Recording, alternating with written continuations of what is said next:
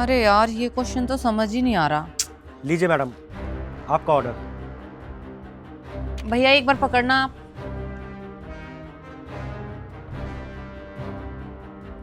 अरे मैडम, ये आंसर तो आपने गलत लिखा है। इसमें तो डेक्नोमेट्री का ना फॉर्मूला लगेगा। कोई बात नहीं, मैं कर देता हूँ सही। अरे भैया आप मुझे दो। अब ये क्या खड़े खड़े दिमाग लगा रहे हो? आपको क्या लगता है ये क्वेश्चन बहुत इजी है और आप 2 मिनट में कर दोगे? आपको मैं मूर्ख नजर आ रही हूँ? मैं 4 दिन से कर रही हूँ इस क्वेश्चन को, मुझसे नहीं हो रहा, आपसे हो जाएगा। आप डिलीवरी करने आए हो ना, डिलीवरी करो और जाओ, समझे? ज्यादा ज्ञान देने की जरूरत नहीं है। ये क्वेश्चन तो ऐसे होगा। और पेमेंट हो गई है ना? चेक कर लिया आपने? जाओ यहाँ से। जी मैडम।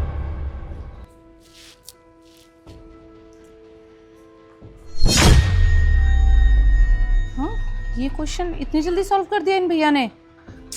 1 मिनट भैया, रुको। भैया, मैं पिछले 4 दिन से इस क्वेश्चन को हल करने की कोशिश कर रही हूँ, लेकिन ये मुझसे नहीं हुआ। आपको कैसे पता कि इसमें ये फॉर्मूला लगेगा? और देखो ना, आपने 2 मिनट में सॉल्व कर दिया इस क्वेश्चन को। ये कैसे? वो क्या है ना दीदी, मेरी ना गवर्नमेंट स्कूल में जॉब लगी थी, लेकिन हालात ही कुछ ऐसे हो गए, मुझे वो जॉब छोड़नी पड़ी। क्या बात है भैया, आप गवर्नमेंट टीचर थे, तो फिर आप ये डिलीवरी बॉय का काम क्यों कर रहे हो?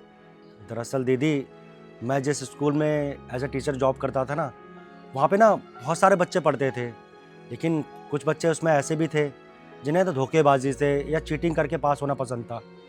लेकिन मैंने जहाँ से पढ़ाई की थी, मुझे यही सिखाया गया था कि हमें हमेशा ना ईमानदारी से और मेहनत करके पास होना चाहिए।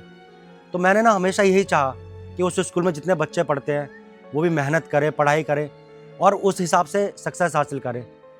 पर वो लोग ना बड़े घर के बच्चे थे, उनके माँ बाप ना बहुत बड़े बिजनेसमैन थे, उनको ये चीज़ें पसंद नहीं आई, इसलिए उन लोगों ने मेरी शिकायत प्रिंसिपल से कर दी और प्रिंसिपल ने मुझे उस स्कूल से निकाल दिया। हाँ ठीक है, उन्होंने आपको निकाल दिया, लेकिन आपके अंदर तो कितना टैलेंट है। आपने 2 मिनट में बता दिया कि मैंने कहाँ गलती की है। आप चाहते तो कहीं भी ट्राई कर सकते थे, फिर आप ये डिलीवरी बॉय का काम क्यों कर रहे हो? दिल्ली में तो कितने अच्छे अच्छे स्कूल हैं और अच्छे टीचर्स की तो रिक्वायरमेंट रहती ही है। आप चाहते तो किसी और स्कूल में भी पढ़ा सकते थे या फिर ऑनलाइन क्लासेस दे सकते थे। आपके आसपास कितने बच्चे होंगे ऐसे जो अपनी पढ़ाई को नहीं कंप्लीट कर सकते थे या जिनके पेरेंट्स उनको पढ़ा नहीं सकते थे। आप अपना टैलेंट यूज कर सकते थे ना उन बच्चों को इस तरीके से पढ़ाकर, और ऐसे डिलीवरी का काम करके तो आप अपने टैलेंट को वेस्ट कर रहे हो। दीदी, दरअसल ये जॉब करने के पीछे ना एक बहुत बड़ी वजह है। वो कहते हैं ना कि हर किसी का एक पास्ट होता है, वैसे ही मेरा भी एक पास्ट है। वो मैंने आपको बताया था ना कि जिस बच्चे ने मेरी प्रिंसिपल से कंप्लेंट की थी ना, उसके पापा बहुत बड़े आदमी हैं। वो ये नहीं चाहते थे कि जिस टीचर ने उनके बच्चे की कंप्लेंट की है, उस बच्चे की शिकायत की है, उनको ये चीज़ ना बिल्कुल बर्दाश्त नहीं हुई, क्योंकि जो बड़े लोग होते हैं ना, वो ये सब चीज़ें बर्दाश्त नहीं कर पाते, उनके दिल पे लग जाती है वो चीज़ें। और आप तो जानते होंगी कि इस ज़माने में ना गरीब आदमी को हर कोई दबाना चाहता है। वो ये नहीं चाहते कि एक गरीब आदमी पैसे कमाए, अपने जीवन में तरक्की करे और एक बड़ा आदमी बने, क्योंकि अगर हम जैसे गरीब बड़े आदमी बन जाएंगे तो इन गरीबों की नौकरी कौन करेगा, इनकी गुलामी कौन करेगा। इसलिए ये सब बर्दाश्त नहीं कर पाते। और ऐसा नहीं है कि मैंने दूसरे स्कूल में ट्राई नहीं किया, उस स्कूल की वजह से मेरा नाम इतना ख़राब हो गया था मार्केट में। मैं जहाँ भी इंटरव्यू के लिए जाता था, वहाँ के प्रिंसिपल मेरा बैकग्राउंड चेक करते थे और उनको पता लगता था कि मुझे इस तरीके से इस स्कूल से निकाला गया है, इसलिए मुझे कोई जॉब पे नहीं रखता था। और ये सब इसलिए हो रहा है क्योंकि मैं बहुत ईमानदार था।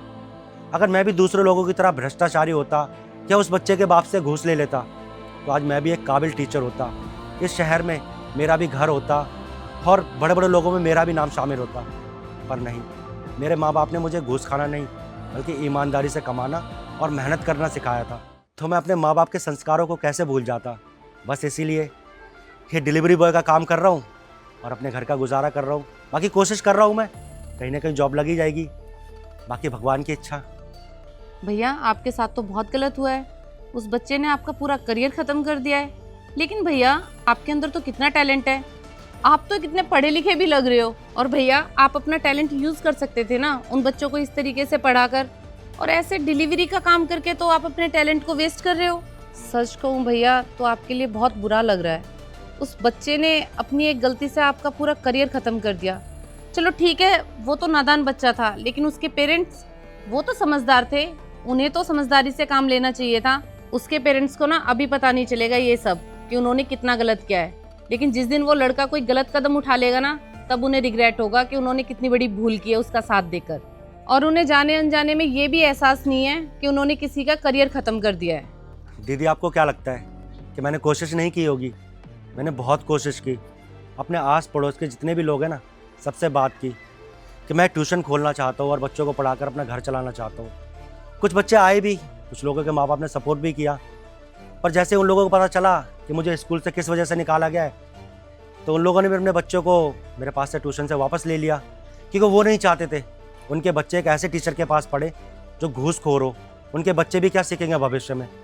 बस इसी वजह से उन लोगों ने अपने बच्चों को वापस बुला लिया और मेरे पास कोई ऑप्शन ही नहीं था, इसलिए जो काम मिला बस वही कर लिया। अब तो जो होगा वो देखा जाएगा, बाकी कोशिश तो करूँगा ही आगे। अभी दोबारा कोशिश कर रहा हूँ कि ये कलंक मेरे माथे से मिट जाए और मैं दोबारा से किसी स्कूल में सरकारी नौकरी हासिल कर सकूँ। खैर कोई बात नहीं दीदी, अब जो किस्मत में लिखा है वो तो इंसान को भुगतना ही पड़ेगा ना। मुझे ऐसा लगता है कि शायद मेरी किस्मत में यही लिखा है भगवान ने। पता नहीं किस जन्म का बदला ले रहा है वो मुझसे। मैंने इस गवर्नमेंट जॉब के लिए ना बहुत तैयारी की थी। मेरे माँ बाप ने अपने गांव के खेत भी बेच दिए थे मुझे पढ़ाने के लिए। उनकी सारी मेहनत बेकार हो गई।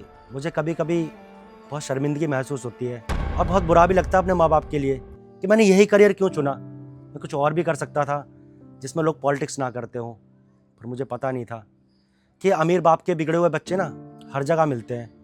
वो हम जैसे गरीबों को ना कहीं दबाने के लिए आ ही जाते हैं। खैर छोड़ी ना दीदी ये सब, मैं भी कहाँ ये सब बातें लेकर बैठ गया।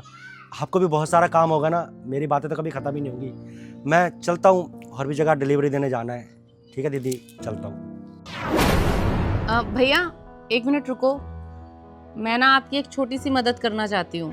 वो एक्चुअली क्या है ना, मेरे पापा भी एक गवर्नमेंट स्कूल में प्रिंसिपल हैं, तो मैं ना आपको स्कूल का एड्रेस लिख के दे देती हूँ। आप एक बार मेरे पापा से जाके मिल लीजिए और वहाँ इंटरव्यू दे दीजिए, और मैं ना अपने पापा को वो सारी बात बता दूंगी जो आपके साथ हुआ है। और मुझे पूरा यकीन है वो ये सुनने के बाद आपको वहाँ जॉब जरूर दिला देंगे। और वहाँ जॉब तो दिलाई देंगे, लेकिन उससे ज़्यादा मुझे यकीन ये है कि आप वो इंटरव्यू 2 मिनट में क्रैक कर लोगे, क्योंकि आपके अंदर बहुत टैलेंट है। आपने 2 मिनट में बता दिया कि मेरी गलती क्या है। और पता है भैया, आपको 4 दिन से ट्राई करी थी इस क्वेश्चन को हल करने की, लेकिन आपने चुटकियों में हल कर दिया इस क्वेश्चन को। मैं ना आपको एड्रेस लिख के देती हूँ, आप इस एड्रेस पे चले जाना। धन्यवाद दीदी, जो आपने मुझ जैसे गरीब के लिए इतना सोचा। वरना आज के ज़माने में कोई किसी के बारे में कहाँ सोचता है। जहाँ अपने अपना का साथ नहीं देते हैं, वहाँ मुझ जैसे आदमी का आप साथ दे रही हैं। और आप फिक्र मत करिए, हाँ मेरी जहाँ भी नौकरी लगवाएंगे ना, मैं पूरी मेहनत से और ईमानदारी से काम करूँगा और ज़िंदगी भर आपका आभारी रहूँगा। क्योंकि मेरा हमेशा से ना यही लक्ष्य रहा है कि मैं बच्चों को पढ़ाऊँ, उन्हें उनके पैरों पे खड़ा करूँ, उन्हें काबिल इंसान बनता देखूँ। अगर मेरी किसी स्कूल में जॉब लग जाती है ना, तो ये मेरे लिए बहुत अच्छा होगा दीदी, और आपका बहुत बहुत धन्यवाद। इसमें मैंने एड्रेस लिख दिया है और अपने पापा का नंबर भी लिख दिया है, तो आप कल सुबह ना टाइम से चले जाना 9:30 बजे, ठीक है? हाँ दीदी, आपने ये एड्रेस देकर ना मेरी बहुत बड़ी मदद की है। मैं तो जैसे ये सपना भूल ही गया था। मुझे लगा ही नहीं था कि दोबारा मुझे फिर से मौका मिलेगा बच्चों को पढ़ाने का और ये स्कूल में ज्वाइन करने का। सच कहूँ तो जो बीते समय में मेरे साथ हुआ ना, उसके बाद तो मैंने एक उम्मीद ही खो दी थी कि दोबारा मुझे मौका मिलेगा बच्चों को पढ़ाने का, उनके सपने पूरे करने का, उन्हें उनके पैरों पे खड़ा करने का। और अब मुझे दोबारा ये मौका मिला है ना, तो इसे मैं अपने हाथ से जाने नहीं दूंगा। मैं पूरी मेहनत करूंगा। और देखना दीदी, जहाँ मुझे भेज रही है ना, उन्हें भी फ़ख्र होगा मेरे ऊपर कि उन्हें मुझ जैसा टीचर मिला है। ठीक है दीदी, मैं कल ही जाके उनसे मिलूंगा। आपका बहुत बहुत धन्यवाद। आप चिंता मत करो भैया, आज शाम को जब पापा आएंगे ना, मैं उन्हें आपकी सारी सिचुएशन बता दूंगी, वो भी समझेंगे आपको, और ये जॉब आपको ज़रूर मिलेगी। और हाँ, एक बात और कहना चाहूँगी भैया, आपने अपनी ईमानदारी दिखाकर कुछ गलत नहीं किया। आज आपके यहाँ डिलीवरी करने नहीं आया होता ना, तो शायद मुझे ना ये रास्ता दोबारा नहीं मिलता। आज पूरा यकीन हो गया है कि भगवान है और वो हमेशा अच्छे लोगों का साथ देते हैं। चलो ठीक है भैया, और हाँ, कल टाइम से चले जाना। Okay, all the best. धन्यवाद दीदी।